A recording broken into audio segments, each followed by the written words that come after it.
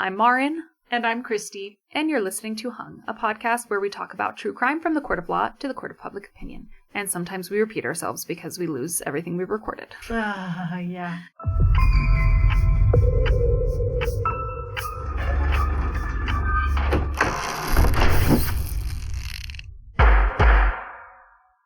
Okay, so this is episode 6, final episode in the Russ Faria case. And I'm dying to hear all of the new crazy stuff about Pam. I couldn't believe that it could get any crazier than what we heard last time. But before we get to that, we want to share a little bit of excitement that we experienced right before we left for CrimeCon. So about a week and a half ago, Marin, you can take it away. Yeah, we had a little brush with true crime. That's right. In my own neighborhood. That's right. Well, as we were prepping, actually I think it was the day before we came to CrimeCon because I came and I spent the night that night. Yeah, it was the last time we recorded. Mm-hmm. So we recorded my first part, so I guess part 5 of Pam Hupp.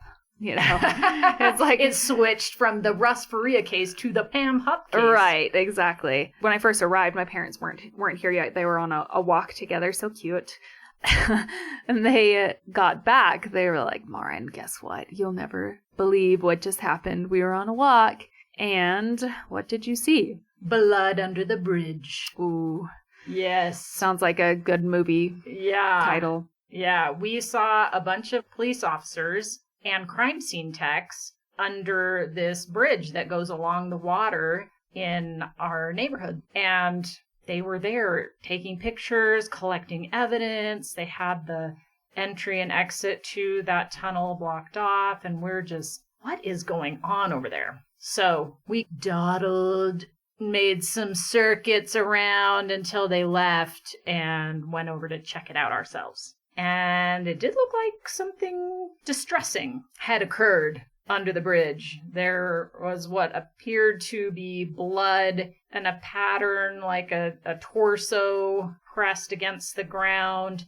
And then there are these built-in concrete benches along the tunnel. And there were smears of blood that looked like someone trying to grab onto the bench. There was blood on top of the bench that looked like a body someone had been there. There were drips.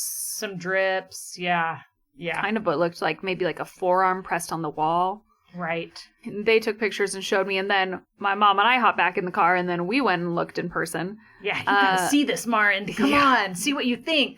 So it looked intense. Like it looked like some very violent crime had occurred. Yeah.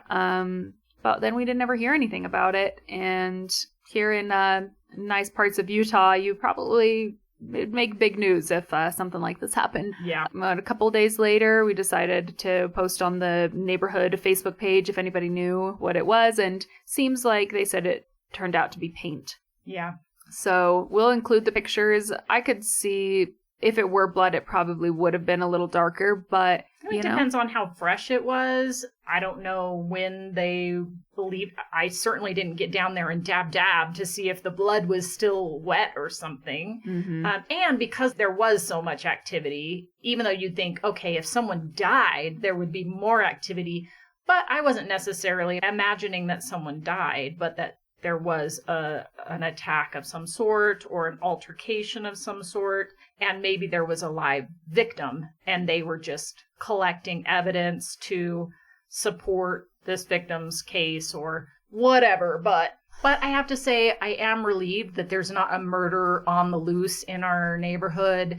Though I did suspect that even if something really had happened, that it was probably teenagers or young adults with some beef with each other, that it wasn't like some person that was out on a walk and they got attacked. It seemed unlikely, but you never know. This is a very nice part of Utah. So, right. Yeah. So that was kind of an interesting little thing that happened to us. I know it would have been more interesting though if it was actually blood.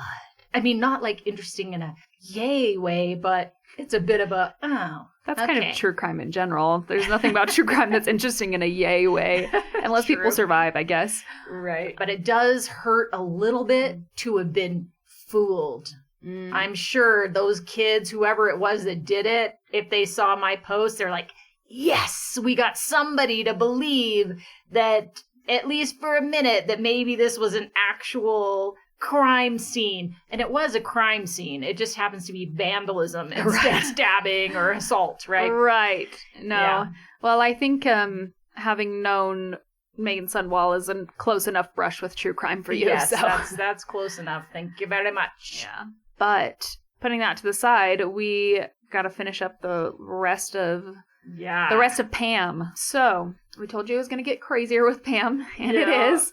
Okay, I'm ready. All right. So Pam, this is a somewhat more uncommon experience for us, where sometimes we get together more often, once or twice a week, to record, where normally she doesn't have to wait. Well, usually it's just one episode and I get to hear it all at once. True. So there's that. There's 2 parts, which was new for us.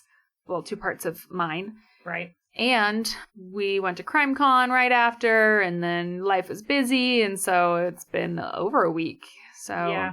And I have been stewing on Pam and all of the information that I learned last time. And it just is so mind-blowing to me that the police did not look at Pam more closely, knowing about the life insurance policy and the change of Pam being the beneficiary days before Betsy dies, her being the last one to see Betsy, the inconsistencies in her story, just quite bizarre. But it is. And it's weird because, her and Dad was mentioning that, just how shocked he was, and just imagining, like, friends for 10 years and then it comes to this, like, what would trigger that? And it is weird because there isn't really anything in her past of, like, violence that I've found. There is just a little bit of deception surrounding money, and, if money wasn't involved with this one, then it would make even less sense. But the fact that she got the life insurance from it seems a little bit harder of a way to get I mean, go commit fraud against people to get their money, not stab your friend who's been your friend for 10 years, stab her to death in her house, which is just bizarre. Yeah, I don't know if it was just, she has terminal cancer. Oh, well, I don't know. It's so weird. It makes me wonder if she was starting to try and distance herself from Pam somewhat, and Pam, I don't know. Like, it is interesting to me that what would make her do that. Yeah. I mean, they were playing tennis together shortly before all this. And true, which I also think about, what is Pam Hupp on disability doing playing tennis? How can she play tennis if she's like, oh, I can't even work because I have this injury, but you can go play tennis? Right. That seems very strange to me. That's true. We were talking about, after we finished recording last time, about episode 1, where I was just so creeped out by the fact that, oh my gosh, someone was probably in the house. Maybe they were in the basement, or they're hiding someone, waiting for Pam to leave, and then what Yeah, scary. Yeah, wow. And it's like, yeah, someone was in the house. It was Pam. That's right. The call is coming from inside the house. Yeah, the creepy person in the house was Creepy Pam. Creepy Pam, yes. Creepy Pam. Creepy Pam gets yeah, creepier. Like, oh my gosh. And how terrible would that be, thinking you're safe in your house with your friend? You lay down on the couch and cover yourself up with a blanket to watch a movie, and your friend goes into the kitchen to, oh, what? I'll get a drink, or I'm going to do something. And then they come out and they stab you in the neck, and they keep, attacking you, and then you bleed out, and then they stab you a bunch more times after you're dead and nearly cut one of your hands off. And I mean, it's just, it's just so wild to me. And the idea of when women kill, they usually do not stab people to death. It's actually a pretty crazy thing to do. The only reason I can think of why she would do it that way is because she wanted to make sure it looked like Russ did it, and that this would be a more likely thing for Russ to do. But how that would have to be so hard to do. I just can't even imagine. And there didn't seem to be like hesitation type of wounds either. They were like clean and boop, she just going at it. So I don't know. That's sad. And she left no evidence, which is crazy. Yeah, It's really crazy. So after Russ was acquitted in November of 2015, of course, that acquittal or that exoneration didn't necessarily mean that anybody else has been charged for this murder yet. Right. But basically, she's kept to her same story of, no, it definitely was Russ, and now Russ is out of jail, and that's he's scary. Dangerous, right? Dangerous. So, Right, because if it's not true, who's the obvious alternative? Right. It's her. So it needs to remain true that it really was him and that people are thinking it was really him. Otherwise, they're going to think it was her, which is what we're thinking, that it was her. So she's right, that without, you take Russ out of the equation, who's left? Her. Right. Yeah. Well, if it was Russ, he might want to get his lick back, right? If it was Russ and he was now out of jail, might be seeking a little payback. Right. Because she was pretty hard on, it was definitely him. Well, and especially knowing that she had just been made the beneficiary of Betsy's life insurance policy, knowing this information about Pam that wasn't allowed in court, and that you got unfairly convicted with no evidence and with a solid alibi with a bunch of people who saw you, and that still didn't matter. Mm-hmm. That would be really hard. Yeah. And she got the money. True. Some of it, at least. Right. And she was saying, oh, no, I'm saving it for the girls. But then she goes back on that as soon as she can and takes the money for herself. So, yeah, I would be pretty upset. Not saying I would, kill somebody. But, I'd be pretty upset if I were him, too. Yeah, for sure. So August 16th of 2016, not quite a year after Russ was released from prison, Pam places a 911 call. We already listened to it in our previous recording, but we will include it here for you to listen to. 911, where's your emergency? Hey, hello, there's someone breaking in my house. Help! What's Help! the address you're at? Help! Want me to get your wife? No, I'm not getting in the car with you. No, What's get your away. address? Get out. Help! Ma'am, what's the address you're at? Help! I have somebody breaking in. No! Hello?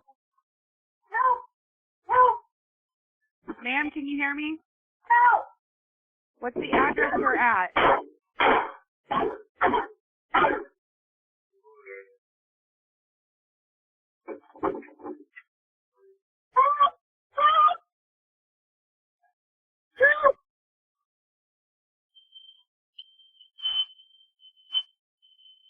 Hello?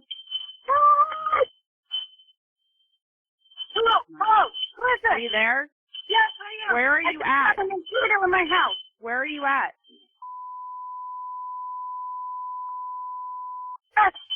Who broke into your home? I don't know. I'm here. Where's he at right I'm now? outside. I'm going outside. Come on, who's here? The fire alarms are going off too. Hello? Is he inside? Yes. Is he a white male, a black male? He's white. Hurry. He tried to get me in my car and I went into the He house. tried to take you into his car? He tried to take me in my car. Hurry. Please, somebody. Have officers on the way, ma'am. Where are you at right now in the home? I'm in the garage. You're in the garage? My car. He's still in the house. Okay, can you run to a neighbor's house? I don't think there's anybody home now. I stay here. I have my dog. I have my puppy. You have your puppy with you? Yes. You have no idea who the subject is? No. Are there any weapons in the home? Yes, there's a gun on my bed. I shot him. There's a gun on your bed? You shot him? Yes, I shot him. He tried to get in my bedroom after me, and I shot him. There's a gun in the home. She said she shot him. Is he still, as far as you know, is he still in your room? No, he's in the hallway. He's in the hallway? Is he moving? Is he hallway? No, he's not moving. Not moving? Oh, hurry! Ma'am, we already have help on the way. Just stay on the line with me. Is the garage door open? Yes, everything's open. I was leaving out of my car. Where are they? Where are They're they? on the way, ma'am. Are you injured? No, he didn't get me. He didn't get to me. He didn't get you? No, he did not get me. They're not here yet. They're not here. I understand they're not there yet. I'm going to let you know when they're close. Okay. Okay, so you are not injured, though. No. What's your name? My name is Pam. Pam. Yes. Where are they? Is anybody in the home with you besides the subject who broke in? No, just my dog. Just you and your dog? I have my dog with me.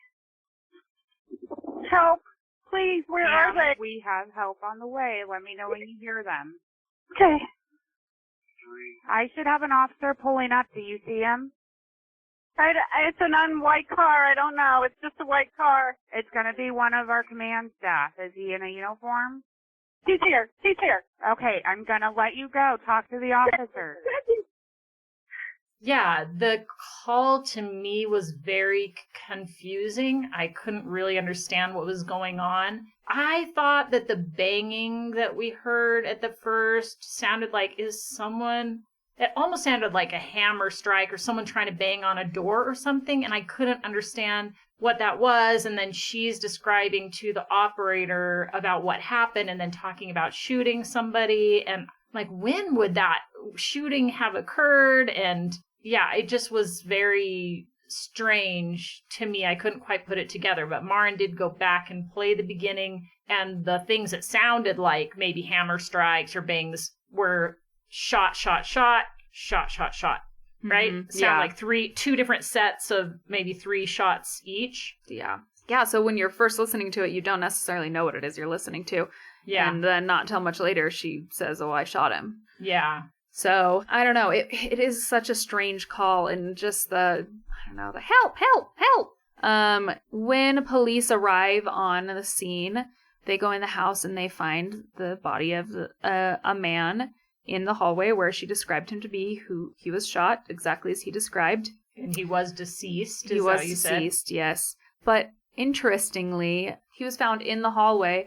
His body was on top of a carpet swatch. I don't know if it would be a carpet swatch necessarily, but a piece of carpet that is cut and not like attached to the ground, right? A cutout piece of carpet that's laying on top of the carpet in the hallway outside of her bedroom door. And he happens to be laying on that piece of carpet, bleeding out, which protects the carpet underneath from getting blood on it, so she can, here, take this swatch of carpet and leave my carpet alone. Right. And I don't know, just this, like, even just this thought of, like, okay, I'm gonna kill this person, but I don't want blood in my house. Like, well, and it's also weird. You're like, okay, who's gonna volunteer for that job? Right. You know, say, okay, yeah, you can shoot me here. I'll make sure that I come over to this, but you gotta stand on this carpet, okay? Because I don't want to get blood all over the place. Oh, all right, so. Yes. Very strange. Very strange. Because, yeah, who would volunteer for that? So there's no other places in her house where there's random carpet pieces lying around. So the chances of the one spot that there is one and he's dead on top of that is just strange and not something they'd seen before, especially in a home invasion, self-defense shooting. Right. That's strange. Very convenient. Yeah, I mean, it is just an interesting situation that what is the motive for someone else to be doing this? And obviously, I mean, no one's going to volunteer to be the guy that gets shot and killed trying to stage something to implicate Russ in some sort of action. So it's kind of weird. Unless he has terminal cancer and he was dying. Therefore, you'll take care of my family, right? You'll give the $150,000 to my family for me getting shot and killed in your house. No, I mean, that is the weird thing of like, okay, so this seems suspicious, but why? Who?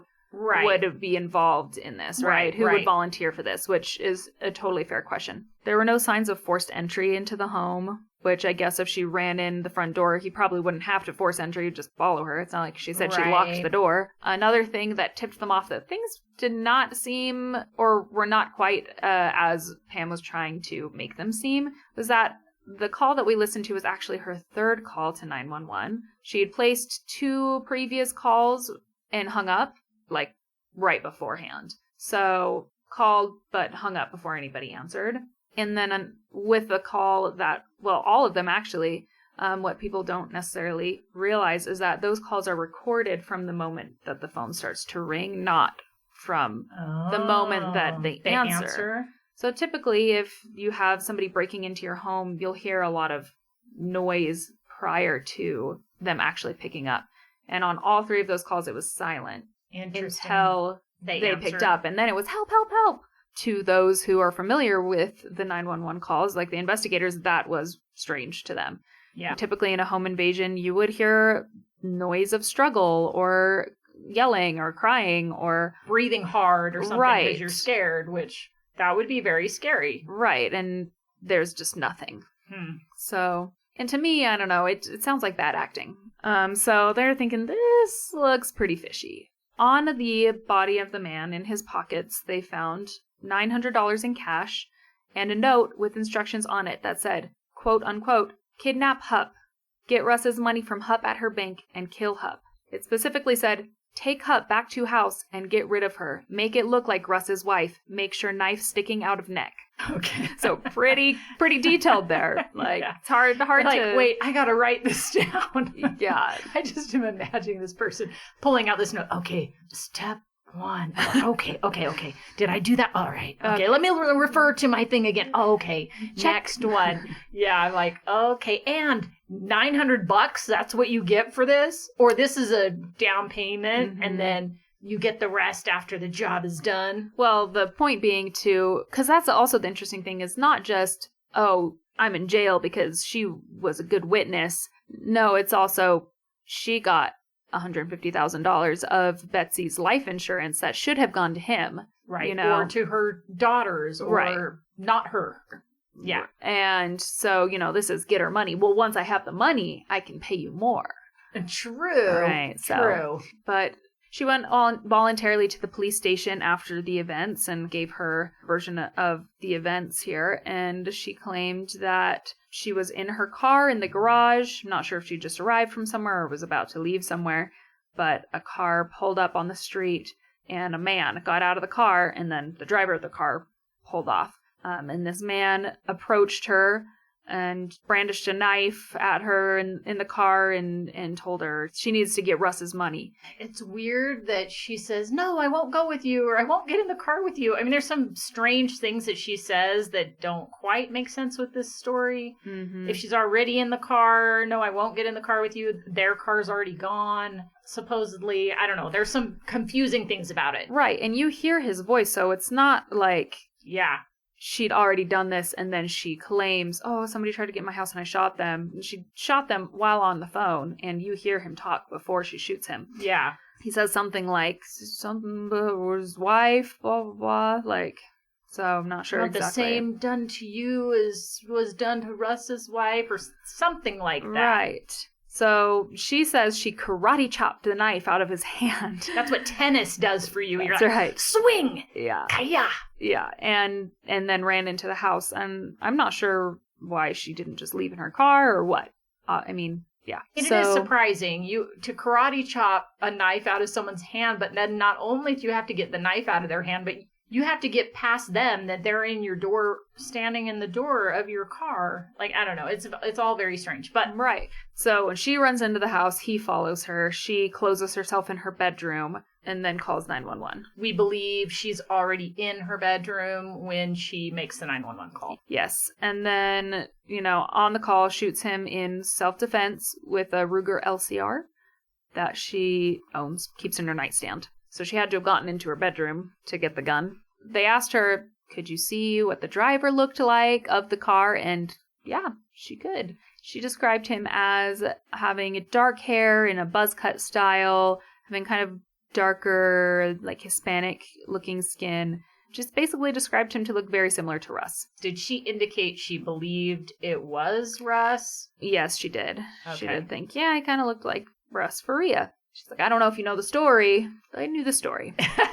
Small towns. Let me tell you the story. Yeah. The actual contents of the pockets. The note that we previously mentioned, well, Russ heard wind of this. Okay. Pam's up to her tricks again. She's trying to send me back to jail. All right. He drives himself to the police station and says, no way, Jose. I was not there. I have an alibi for this time. What? No way, Jose? Just thinking about a Hispanic man saying, no way, Jose. it was Jose. Jose. Okay. And so, gave his alibi, which was... Rollmasters. Right. Talisman. I have no idea what his alibi was, but... this occurred around like noon in the day. So probably at work.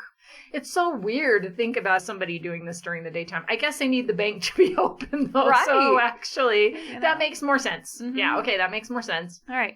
So they did one thing right. Yeah. So he gives his alibi, and he also submits to a voluntary handwriting analysis. They read to him the contents of the note, the very detailed, very incriminating note. Yeah, right. Right. And he writes out the same note about 6 or 7 different times, and they do send those in to a handwriting analyst, and they say that it was not him that wrote it. So if there were doubts about that for you. Then I was also wondering, did they have Pam write that out 6 or 7 times and check her handwriting against this note if there's any chance they think she was somehow involved in this setup, which, again, would be crazy. Mm-hmm. Like, it would be crazy. Unless, okay, here, I'm going to throw this theory out there. Unless the dude didn't know he was going to get shot. Right. She's just like, hey, I need you to break in and pretend, and I'm going to make this call, and I'm going to implicate Russ in it, and I'm going to yell and scream, and you be trying to get in the door. She puts the patch of rug outside her bedroom door. He does not know that he's going to get shot and killed, and then there he goes. That actually sounds like a Pam plan when you think about everything she went through to set things up with Betsy. Okay, I'm going with that story. That's my guess on the story, is that this dude is complicit, except he doesn't know he's going to end up dead. Right. But she knows he's going to end up dead. Mm-hmm. Okay. It's a very good theory. Allegedly. Allegedly. So, and then the other thing that was strange about the contents of his pocket is these $900. And we're finally getting into territory we haven't... Okay, Pam's fingerprints on the money. Oh, come on.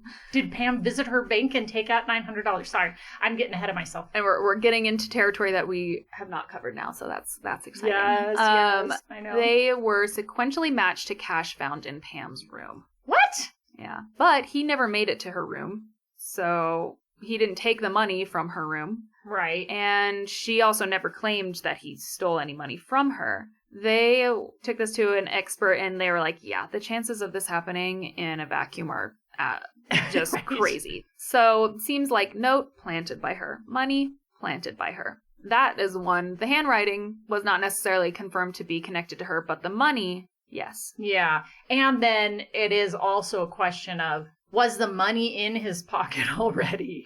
Right. Or did it get placed in his pocket and the note get placed in his pocket after he was already down? You know what I mean? Mm-hmm. I mean, though she could have said, hey, here's $900. I'll pay you, you know, if you do this thing. Right. But then note, it also... Why would you have that note in your pocket? But then also the money helps it look like you've been paid to do this too, right? Right. So it's just who paid you. Right, exactly. I think he was paid to do this. It's just what he agreed to is what's in question. Exactly. So Louis Royce Gumpenberger was identified using fingerprints. He was a 33-year-old man, but when police came to talk to his mother, she informed police officers that he had mental and physical disabilities that stemmed from a car crash in 2005.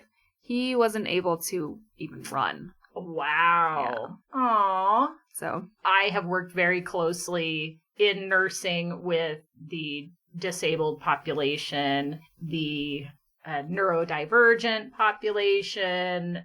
It just, that breaks my heart. The idea of someone taking advantage of a person that is vulnerable like that just breaks my heart. 100%. Yeah. And on top of that, he couldn't have done this anyway. As far as like completing everything on that list, like would he have been able to do those things? Right. You know? Yeah. Well, and it does kind of make more sense when you listen to what we did hear of the speech was a little bit strange. Yeah, right. Slurred sounding. Yeah, definitely.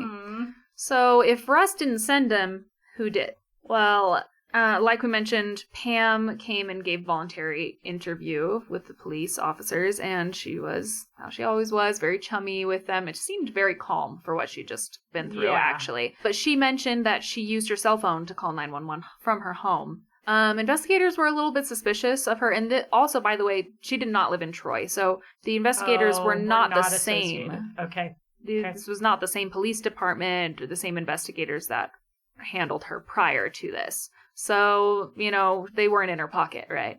Right.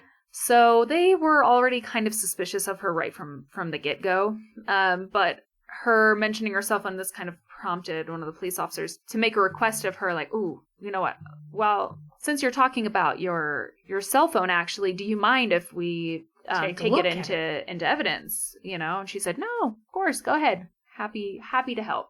So they do take her phone. Which is kind of weird. Why do you need her cell phone just because she called 911 from her cell phone? So, that's dumb. Why? Yeah. Why would you need it? There's no reason that they would need it. But I I'm think glad they asked, right? They used that opportunity. Smart for them. Dumb for her, because really it doesn't make any sense whatsoever. No, and I think that she just wanted to appear willing to help. Yes, of course. Only guilty people are like, why do you need my phone? Right. You know? But maybe she didn't think there was anything on there that could link her to it anyway. But there was. She was wrong. Yeah. This time she did leave evidence behind. That's what I'm hearing. Well, there might have been evidence if she'd handed her phone over before with Betsy. Who knows? That's true. But on her phone, location history was turned on for her Gmail account, which was connected to her phone. She said she'd been running errands all day prior to this, so she must have been just arriving at her home. And I don't know if this was to maybe try and cover her movements. Yeah. Was she trying to get on camera? I don't know. She was right. She was running errands. What kind of errands did she run? Mm-hmm. That's kind of interesting that we got errands. I know. So what were her errands? Well, her errands involved driving around low-income neighborhoods for the past several weeks. Wow. Pam. Yeah. So actually, 6 days prior to this, on August 10th, a woman named Carol Alford, who lived in a trailer park, actually made a 911 call to report that a white female in an SUV approached her, claiming to be a producer for Dateline. She tried to recruit her to record a scripted soundbite about 911 calls. Wow. Yep, and she promised to pay her $1,000. At first, she agreed, but she said it felt kind of off. But she actually was kind of like, this seemed suspicious. Like, this seems too good to be true. And if it's too good to be true, it probably isn't true. But she kind of was curious, and so she kind of, okay, yeah. So she goes in to put her dog away. She grabs 2 knives. She has a knife in the back of her pants, and she has one up her sleeve. But she doesn't have any shoes on. What? So she gets in to the car with her, actually, and they drive off. But when she couldn't produce any credentials for her, she was like, no, I don't think so. She didn't just say, I don't believe you, drive me back. She came up with an excuse, and she's like, you know what? I actually have to go home and put some shoes on and lock my door because my husband's dog is in there and whatever. And so Pam turns around and drives her back.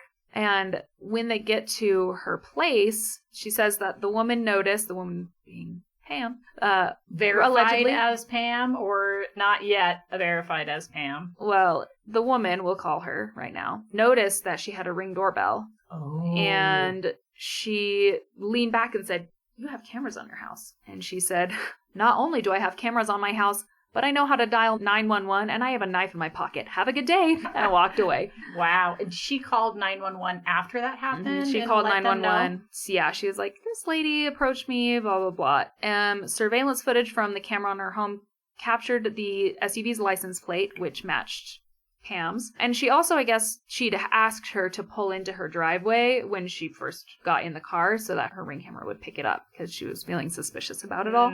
That's so interesting. And actually, it's so good that she called 911 before this other event happened, because if someone says after the fact, hey, so that reminds me, some woman, I mean, of course, she has it on camera, so you know, it would be understandable, but the fact that she was smart enough to call right away and report this and give details about what she had said that she couldn't have learned later and made up a story about what Pam was doing there after the fact, you know? And what's really interesting, too, about this is that an actual person from Dateline had been texting Pam and wanting some information from her, and she was just kind of ghosting her. Her name was Kathy, and she told her, I'm Kathy from Dateline. Interesting. Yeah. So I don't know if that might have given her an idea. Oh, I can use this. So Right. Yeah, because then if she's looking up anything about, okay, Dateline, Kathy, you know, then she's going to find that there is a Kathy that works for Dateline, so maybe that makes it more believable. Yeah, and because this report had come in before this, they were like, and called her after, and she said, this is about that lady, isn't it? Like, this is about that death, I think, because she'd seen it in the news. And they basically did a lineup, but with photos, not with actual women. She picked Pam's photo out of that lineup. I guess she picked it out twice, because the first time, like, she went past it, and then she was like, wait, what was that one again? And they're like, nope, sorry, we'll have to do them all again if you want to do it. And then they did it again, and she picked that one again. Wow. And then actually a second witness came forward after, named Brent Charlton. He informed police that Pam had approached him with a similar proposition prior to this. One of the places that she'd visited was Lewis's apartment complex. Not only did she go there, but there was actually a dropped pin on her map of his apartment complex. And then on the day of his death, her location showed that she was there for about 3 to 5 minutes and then went right from his apartment complex to her home. So most likely had approached him days prior, because I doubt this whole convincing happened 3 to 5. And then she knew it was him, dropped the pin. He'd agreed, came back for him. This is the first time that I can think of in my life where I'm sad to actually have been proven correct in my theory.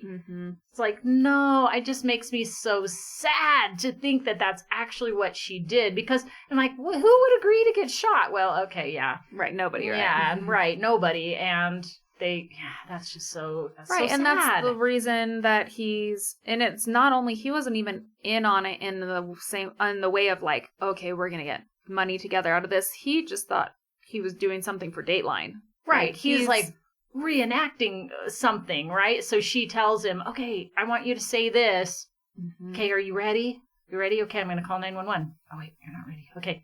You know what I mean? Like, it's too bad she didn't say something like, are you ready? You know, like catching something about it. But she must have been like, okay, it doesn't seem like he's ready, because he's got to say the thing that she needs him to say, right? That's part of it. And that happens right at the beginning of the call, that his voice has to be captured on the recording and has to be saying something specifically about Russ's wife. Yeah. And it could also be, she's about to kill this man too, so, you know, somewhat chickening out of like, okay, and then finally she's already killed 2 people, including her mom and her good friend of 10 years. She's not going to hesitate about killing this guy that she met maybe one time before and came up with this plan with. No, she does not care whatsoever. She just wants to make sure everything is set up the way she needs it to be so that she can carry out this plan. And this explains why, how can she so easily get out of her car and get around him? How can she chop this knife out of his hand and not get injured at all? How does, it's just like, it doesn't make sense. And and then she opens the door and boom, boom, boom, shoots him standing in the hallway.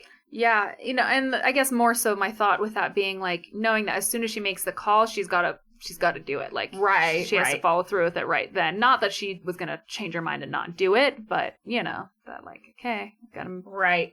They can't take it back. And once they've answered, now it's got to move forward. Right, with that's it, true. You know, that's true. And and I think my point along with that is like everything has to be in place. Like things have to be ready, because if they're not ready, this isn't going to work. Right? It's a one shot. Yes. Deal. Yeah. One take. That's right. It's like, okay, you got to say the right thing. Okay, you got to be ready. Are you ready? Or am I ready? Are we in position? You know, all of those things that you got to be doing. Yeah. And then using her location, they reached out to any businesses or anything with surveillance cameras along her paths. There was a bakery that was on her way home that had a camera facing the street.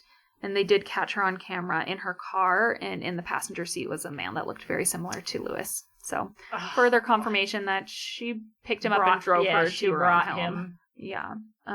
So I think they didn't do the handwriting analysis because they had enough other info. They're like, right. All right. Because you could have asked Lewis to write that himself. You could have said, okay, write these things down. You know, you could have had him write it. You didn't have to write it yourself, you know. That's true. Yeah.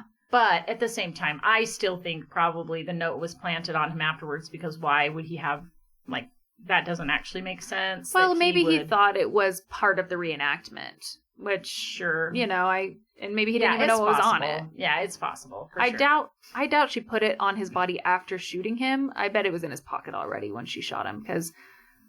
Yeah, I mean, definitely possible. It just does seem a little bit odd, but... You know, it sounds like she picked a person who wasn't able to see these clues and put it together that something wasn't right. Yes, for sure. Yeah, that's devastating. This happened August 16th. August 23rd, she was arrested for the murder of Louis Gumpenberger, and she was much less chatty once brought into the interview room this time. Yeah, I bet. So they read over her Miranda rights with her, and she immediately asked for a lawyer. So they said, okay, and they left her at that point. I think they had her sign that she'd received her Miranda rights. Yeah. And then they left the room. But camera's still rolling. Camera's still rolling. So on the table was some sticky notes, a water bottle because she'd asked for some water, and then the pen was still there. And video from the interview room shows her, she takes the pen, puts it next to the water bottle, and then she like tries to grab the water bottle and the pen at the same time so you don't see it, and then she sticks the pen in the back of her pants. And then she asks to use the restroom. And so they get a female police officer and escort her to the bathroom. Had they noticed that already? No. In the bathroom, she used the pen to stab herself multiple times in both wrists and both sides of her neck. In the video, I'll show it to you, but she's kind of like feeling her neck. In the video of her in the interview room? And she's like formulating this plan, right? So she's kind of feeling where she would stab herself. And really, like, you know, she's in here stabbing herself, and the police officer asks through the door, "Are you okay in there?" And she says, "Yep, I'm good," you know, as she's doing this, right? Something clues them off because they get her out of there and she's rushed to the hospital and survives. Wow. I just can't even imagine trying to do that to myself. It does seem like someone should have been watching her more closely. Right. Well, they probably didn't even realize they left that pen in there and didn't really think about it. And it's not like somebody was actively watching the videotape at the time. So it does seem like that should be part of protocol, right? Like that just... Because that is a weapon that could be used against a detective or someone that comes into the room, you know, so that was a misstep, that they weren't watching her more closely and that they left an object in there that could be used to harm herself or others. That's pretty surprising. Definitely. And I bet you somebody, I guarantee that was against some protocol somewhere. Yeah, 100%. Okay, so here's the video. Oh, well, here's pictures. Wow. Oh my gosh. That is a lot. Multiple stabs on both wrists and on both sides of the neck, which is really ironic considering Betsy, slashes through the wrist and the knife sticking out of her neck. I mean, these will be on Instagram. They're definitely worth going to look at. I mean, saying on her right wrist, I would say 25 punctures.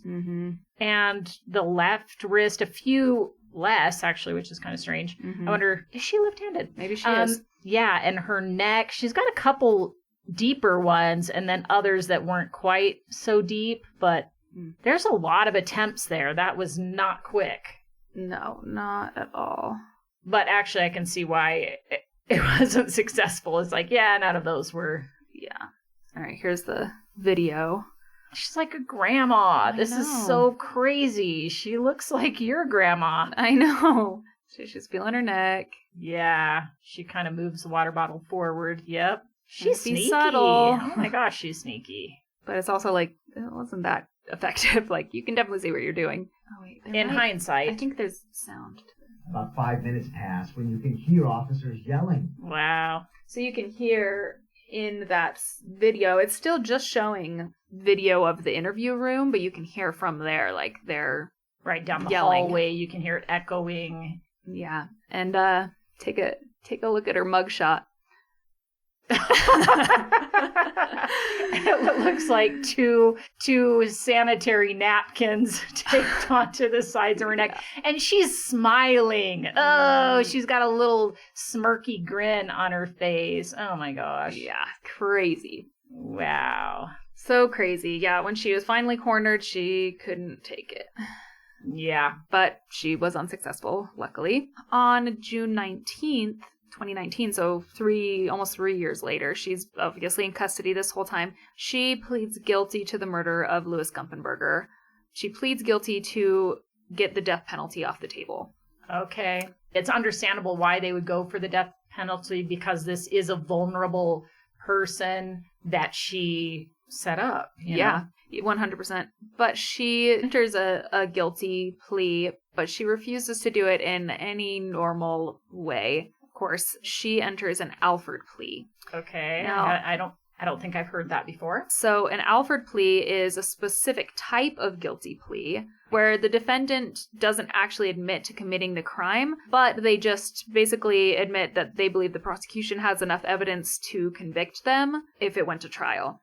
So then they don't have to, because a lot of times if you plead guilty, you have to stand up and you have to make a statement of what you did and you have to confess basically Exactly. to the crime. But this makes it so she doesn't have to do any of that. Mhm. She's saying, And I she- didn't actually do it, but I'll go ahead and take a guilty plea. Right, she can still claim her innocence. So, just like you said, the practical effect is pretty much the same. Still a guilty plea. She's still going to be sentenced, but they don't ever have to say that they did it. And like you said, a regular guilty plea requires the defendant to allocute, which means standing up in court and describing what they did in their own words. And if you submit an Alford plea, you don't have to do that because you are acknowledging that the evidence is strong enough. To me, I feel like the prosecution should just refuse that. Right. Just say, no, We're going to go to trial anyway. yeah, we're going to go to trial because we're not going to accept a plea where you're saying I'm not actually guilty, but I'm going to agree that you could probably get a guilty verdict. Why say that? Why accept that? Just say, no, sorry. Right. And I mean, I guess I could see maybe because trials are costly and Yeah, I but then don't- you think that wouldn't she maybe come back and say, okay, actually, I guess I will plead guilty, not an Alford. You know what I mean? Like, Right. if they call her bluff, basically, and say, no, we're not Mhm. going to accept that kind of plea because we know you did it. We're not Yeah. going to take that. And, feels you know. like the probably defeats the purpose of being able to do an Alford plea. I think the Alford plea is supposed to provide some sort of basically a protection from somebody having to admit to something. Right, so right. it's like, I don't know if you can just be like, no, we don't accept your Alford plea. You have to just plead guilty. It's like, you know. yeah, well, they don't have to say you have to plead guilty, but they can say, nah, we're not going to take the plea deal. You know, Sure. we're not going to take that. But, I mean, I get it. It just is... Yeah. it just is slimy, and it makes me, wish that the prosecution had just said, nah, no thanks. Mhm. We'll go ahead and go to trial. Right. But I 'Cause do know they that they would've. prefer. Yeah, they prefer to go ahead and get a plea deal and not have to go through the whole trial thing. Yeah, and they would have gotten a guilty verdict for sure. you Yeah. know. On August 12th of 2019, she was sentenced to life in prison without the possibility of parole. So that's kind of it for that particular instance. But you may be asking, okay, well, what about Betsy? Right. So at the moment, there has been no resolution in the case for Betsy Faria. Pam has been charged with the murder. The trial is not until late 2027 or early 2028. Her trial was supposed to begin in August of this year, and we were supposed to be there. Oh, darn. That's why you wouldn't tell me who it was. I was like, why won't you tell me what trial we're going to go to? Well, because I didn't know that Pam had ever been put on trial for something, so... Right, because I was like, because you'll know the name, and you can't, so... Had we even started recording this? I don't even think we had. Mm-hmm. We just had it on the books as a case we were going to do, and I didn't know anything about it yet. Well, and then I had all these ideas of like, okay, well, we'll make sure we time it so it's like right before the trial, and then we'll go to the trial, and it's like, Pam! There's the big reveal! Yeah, but then it was like, it was pushed back, so, oh well. But that's fine. I knew that this was one we were going to do for sure, and so... That's wild. Yeah, that is really interesting, and I hope they really do follow through with it, and she really does go to trial for Betsy's murder, and I think this is that next step in exonerating Russ Faria is getting a guilty verdict on the actual perpetrator, because otherwise you can continue to say, well, he got off somehow, but when you actually find the real person who did this and they have the evidence to convince a jury and they are convicted, then that feels like real exoneration. Right. Well, exactly. And real kind of closure and the end to that story. Yeah. There is some other forms of justice that have been pursued, at least. Judge Christina Menemeyer, she was the judge for Russ's first trial. After his conviction was reversed, she faced charges from the Supreme Court of Missouri for ethics violation stemming from her conduct in the original trial. She was given a 6-month suspension and has never been reelected for judgeship. Prosecutor Leah Askey, after Russ was exonerated, she lost her reelection and has since moved on to practicing law privately, out of the public eye. In recent interviews, she said she regrets running for DA, but doesn't regret any of her conduct during the proceedings, especially since multiple attempts to have her disbarred have failed. So she has not been disbarred. She now works as an attorney at Cheney Law Group, because her last name is now Cheney. She's married, which is a private law firm in Lincoln County, Missouri. And then some further information was revealed later, or surfaced later, that at the time she'd actually been in a relationship with Mike Lang, who was the then captain of investigations for the Lincoln County Police Department, and was one of the investigating officers in the Betsy Faria murder case who testified against Russ at trial. Wow. So she had a little bit of skin in the game, Yeah. Or at least connection to somebody there. Now what about Detective Merkel? Well, Lincoln County prosecutor Michael Wood, who was elected as DA after her, and he used in his running, basically almost smear campaign against Leah Askey. But when he was elected, he promised to open a criminal investigation, and did, into the police and the prosecutors involved in the case. And Detective Merkel, who was the one who came on about the photos of the Blue Star. Right. He has been charged with 2 counts of perjury in a criminal trial to secure a conviction of murder in association with the trial of Russell Faria. Charges were brought in June of 2025, and the trial is set for September of 2027. Interesting. He's, out on bond and stuff. Right. Because it's not a violent crime. Right. But I do think it's really important that law enforcement be held accountable? Yeah, they cannot be corrupt. I mean, they're part of our system. In order for our system to work, they have to be ethical. I have before thought, if I were a police officer, I would blah, blah, blah, blah, blah. But it's kind of scary for those with that mindset who go into it, because people who are involved have reason to silence you in some way or another, Not necessarily meaning they'll kill you, but... Right. Well, and I do understand police officers' desire, if they really believe someone is guilty, the temptation to make sure the evidence points the way that they want it to, and maybe leads officers to manipulate evidence or plant evidence or exclude items from discovery because it strengthens their case. So what person, and definitely what law enforcement person, wants a criminal to get away with a crime? Mm-hmm. Nobody. So if you actually believe that Russ really crafted this whole plan and he just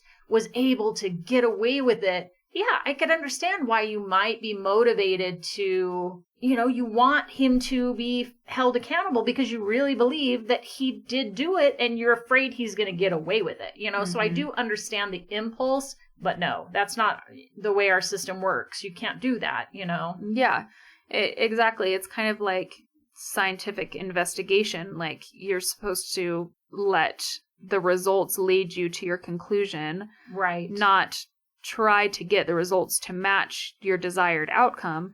Same with an investigation. You let the evidence lead you to the conclusion and not try to skew the evidence to support your personal conclusion. Right, exactly. Or any conclusion. Yeah, for sure. So is there some sort of compensation to Russ, considering that there have been disciplinary actions taken and criminal legal action taken to say, yeah, this was a wrongful conviction because of the actions of the judge and this detective and the district attorney. He actually deserves compensation for these 3 years that he spent in jail. Yeah.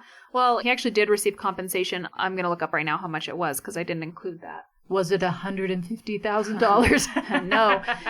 It was $2.05 million. It was a court settlement in March of 2020 from Lincoln County, Missouri for the wrongful conviction for the murder of his wife. So I'm glad that he didn't spend 30 years in prison or like some of these we hear about of people that spent all this long time in prison and then because of the development of DNA and things like that, that they're finally exonerated after spending a quarter of their life, half of their life behind bars for something that they did not do. Yeah. So, it's interesting to me that he was exonerated not because Pam was arrested and all of this. Oh man, now we gotta look. It was just based on the evidence that they had at the time still.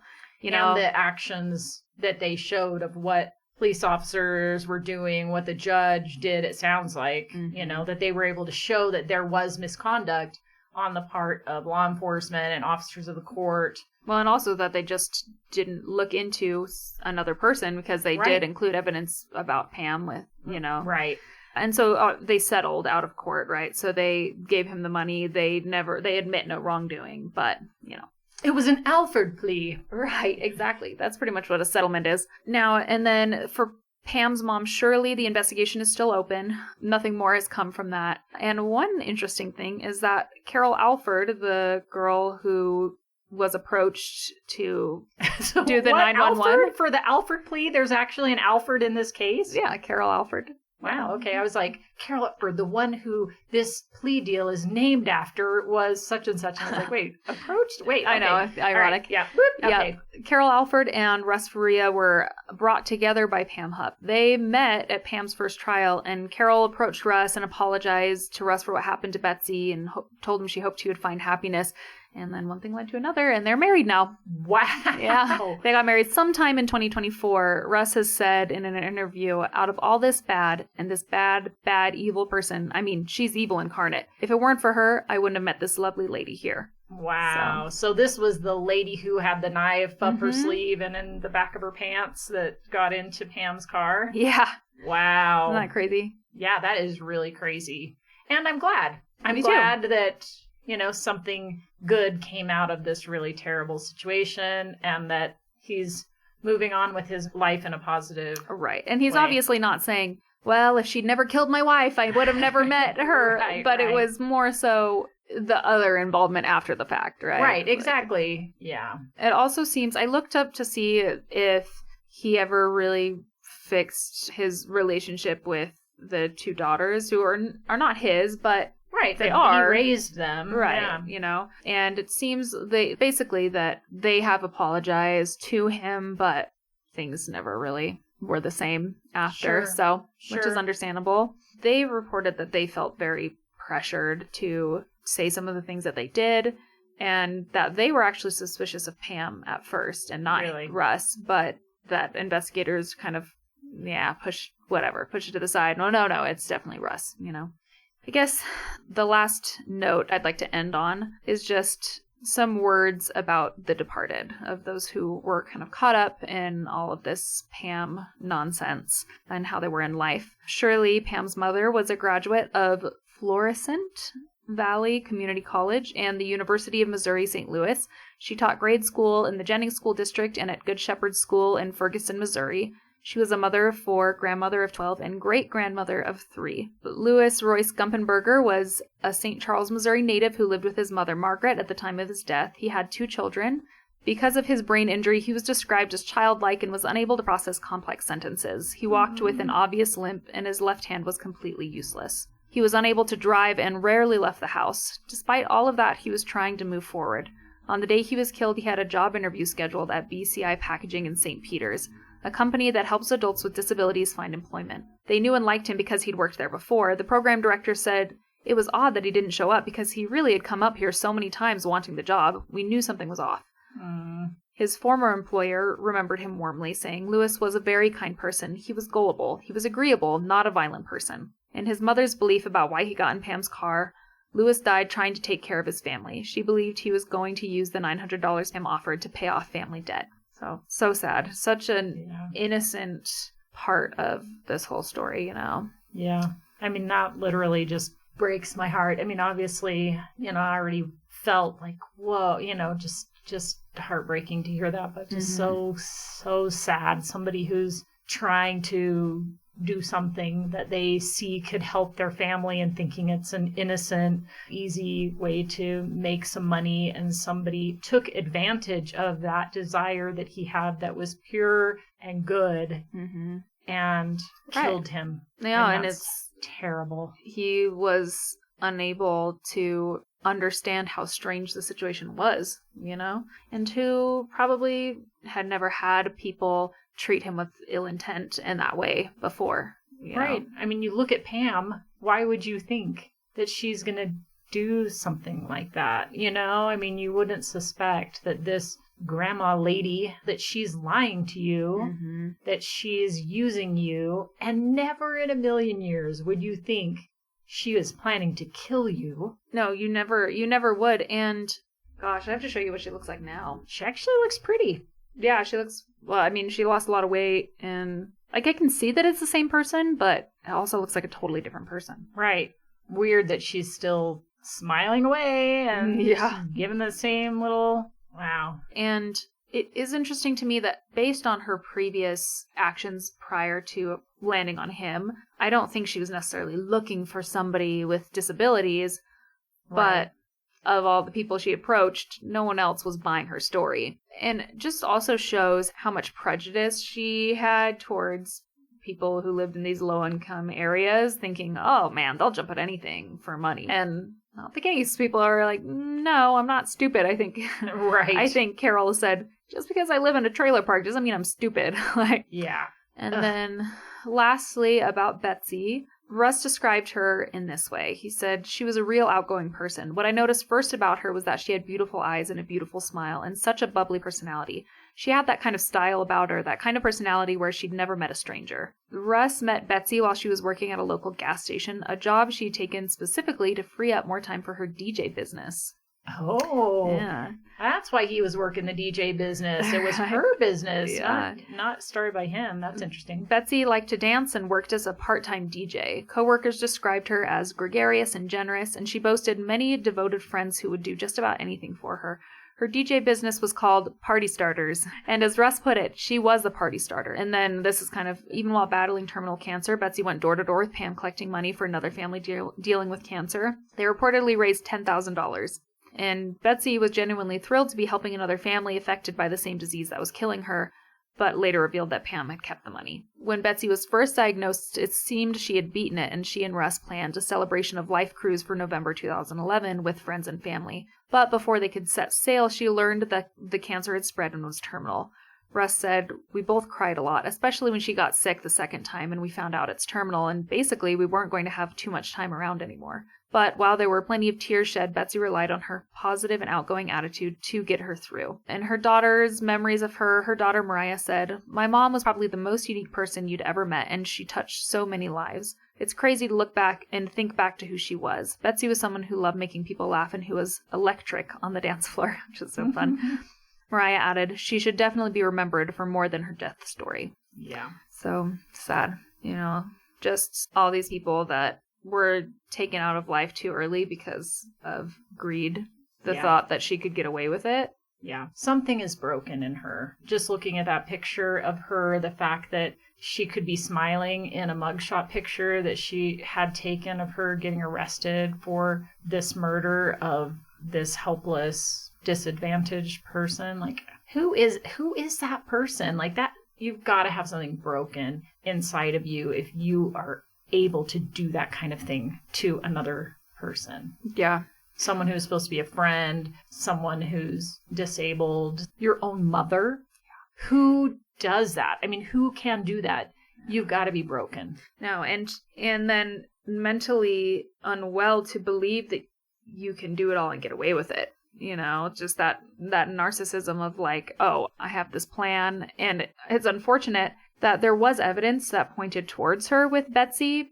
So it wasn't entirely her expertise and her, perfect crime that got her out of this. It was the investigators focusing in on Russ only, ignoring all other evidence. And what's sad is she's charged now, but so much time has passed. There 100% would have been evidence in her car, in her home. She had to have gotten blood on herself during that. That was a very violent attack. Yeah. So that's gone now. Yep. I think that they'll have enough evidence, but I don't know if they'll be able to use all that happened afterwards because it happened after the fact. Now, maybe they could, because it's clear that the reason that she killed Lewis was in direct connection with covering up, everything with Betsy, but I don't know. Obviously, her team's going to fight a lot to get that not included into evidence. Right. Thankfully, she's already serving life in prison without the possibility of parole, but it really is just circumstantial evidence leading up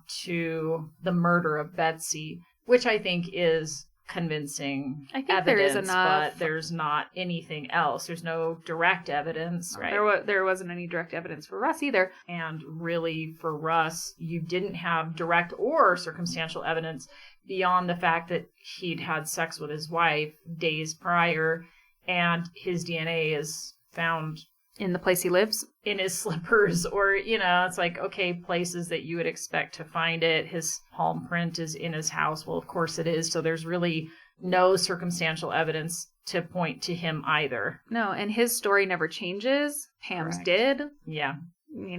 So it'll be interesting in, year or so to see what happens with that. We'll definitely keep you updated as far as any new things that might come up in that case. My suspicion is that we won't be having any updates until 2027.